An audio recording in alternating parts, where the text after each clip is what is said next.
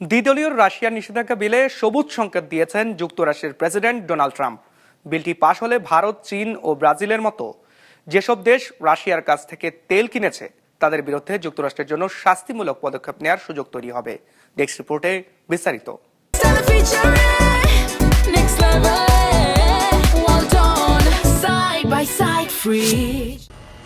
রাশিয়ার কাছ থেকে জ্বালানি তেল কেনার কারণে ভারত, চীন সহ বিভিন্ন দেশের ওপর বেশ ক্ষুব্ধ মার্কিন প্রেসিডেন্ট ডোনাল্ড ট্রাম্প। ট্রাম্পের অভিযোগ, এর মাধ্যমে ইউক্রেন যুদ্ধে হামলায় রাশিয়াকে পরোক্ষভাবে সহায়তা করছে দেশগুলো।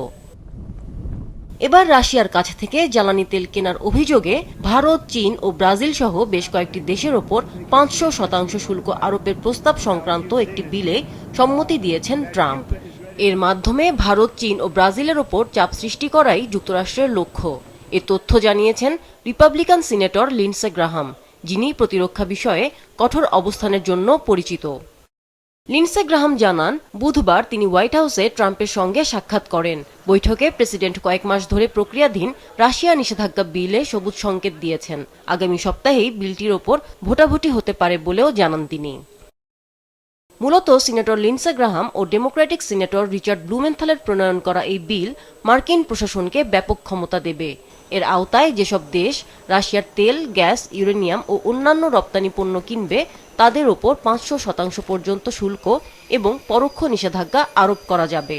কঠোর এই নিষেধাজ্ঞা প্যাকেজের মূল লক্ষ্যই হল মস্কোকে অর্থনৈতিকভাবে পঙ্গু করে দেয়া।